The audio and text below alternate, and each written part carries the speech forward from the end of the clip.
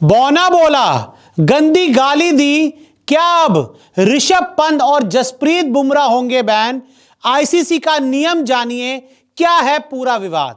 भारत बनाम दक्षिण अफ्रीका 2 मैचों की टेस्ट सीरीज का पहला टेस्ट मैच और उसके पहले ही दिन एक बहुत बड़ा विवाद हो गया है, क्योंकि टीम इंडिया के खिलाड़ियों ने दक्षिण अफ्रीका कप्तान का अपमान किया है, उनको गाली दी है। तो क्या अब इन दोनों पर बैन लगेगा?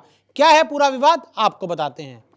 तो देखिए, पहले टेस्ट में हुआ बड़ा विवाद, एक बहुत बड़ी कंट्रोवर्सी हो गई है भारत बनाम दक्षिण अफ्रीका पहले टेस्ट मैच में। साउथ अफ्रीका कप्तान बवूमा का अपमान, जी हां, साउथ अफ्रीका के कप्तान तेम्बा बवूमा हैं, उनका जसप्रीत बुमराह ने, ऋषभ पंत ने अपमान किया है और गाली भी दी है।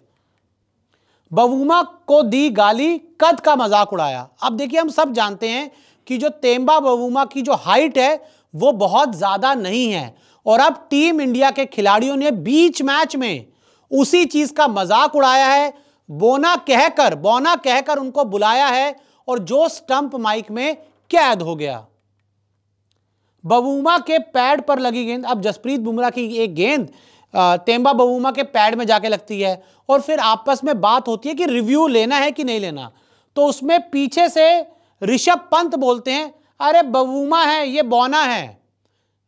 मतलब जिनकी हाइट कम होती है उनकी इंसल्ट करने के लिए, उनका मजाक उड़ाने के लिए बौना शब्द बोला जाता है। आप लोग भी सब जानते होंगे कि जिनकी हाइट कम होती है तो कई बार उनको इस तरह के बेकार शब्द का सामना करना पड़ता है, अपमानजनक शब्द का सामना करना पड़ता है। और ऋषभ पंत तो पीछे से चीख कर बोल रहे हैं, अरे बवूमा है, ये बौना है।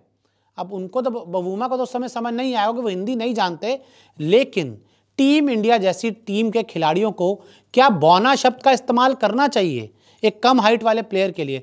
मतलब ये आप एक लेसन छोड़ रहे हैं युवा क्रिकेटर्स के लिए। आगे देखिए, हाँ यार ये बौना है, इंडिया प्लेयर। और उसके बाद एक और इंडियन प्लेयर बोलता है कि हाँ यार ये बौना है, एक और भारतीय खिलाड़ी, वो कौन था उसकी आवाज समझ नहीं आई। और फिर उसके बाद जसप्रीत बुमराह आते हैं, वो तो गाली भी देते हैं और मजाक भी उड़ाते हैं। वो बोलते हैं अबे बौना है, और उसके बाद बै बै बै बै डैश। मैं आपको वो गाली नहीं दे सकता, जसप्रीत बुमराह तो दे दी गाली, बौना भी बोल दिया, स्टंप माइक में कैद भी हो गया। और किसके लिए बोला? तेम्बा बवूमा के लिए, उनकी हाइट कम है। और मैं आपको बता दूं कि ये एक अपराध कह सकते हैं। बुमराह ने बौना कहा, गाली भी दी, और बुमराह ने तो गाली भी दी, उसके बाद बौना के बाद उन्होंने गाली भी दी। उस शब्द का इस्तेमाल किया जो मैं दे नहीं पाऊंगा, बीप बीप बीप, आप खुद समझ जाइए। कद का मजाक उड़ाना अपमानजनक, और किसी भी शख्स के कद का मजाक उड़ाना, उसके वजन का मजाक उड़ाना, यह अपमानजनक होता है। ऐसे शब्द का इस्तेमाल नहीं कर सकते। और आप इंडियन टीम जैसी इतनी बड़ी टीम, इतनी लेगेसी वाली टीम, जिनके प्लेयर्स की इतनी रिस्पेक्ट है, वो इस तरह के शब्द का इस्तेमाल नहीं कर सकते। बॉडी शेमिंग के अंतर्गत आता है बौना शब्द। यह आपने उनकी बॉडी शेम की है, और क्रिकेट के मैदान में आईसीसी के जो नियम है उसमें ऐसी चीज़ों की कोई भी जगह नहीं है कि आप किसी की हाइट ज़्यादा है तो उसको लंबू बोल दो, किसी की हाइट कम है तो आप उसको बौना बोल दो, किसी का पेट निकला तो उसको मोटा बोल दो, कोई पतला है तो उसको सूखा बोल दो। ये शब्द ऐसे आप ऑन पब्लिक प्लेटफॉर्म इस्तेमाल नहीं कर सकते। पब्लिक प्लेटफॉर्म के आप किसी को भी नहीं बोल सकते। रंग को लेकर तो रेसिज्म हो जाता है, और यहाँ पर बॉडी शेमिंग के अंदर आता है। अगर रंग को लेकर कुछ बोला होता और बहुत ज़्यादा बड़ा विवाद हो जाता, लेकिन यहाँ पर जो मामला है वो बॉडी शेमिंग तक गया है। और बॉडी शेमिंग आप एक्सपेक्ट नहीं करते टीम इंडिया के प्लेयर किसी क्या करेंगे।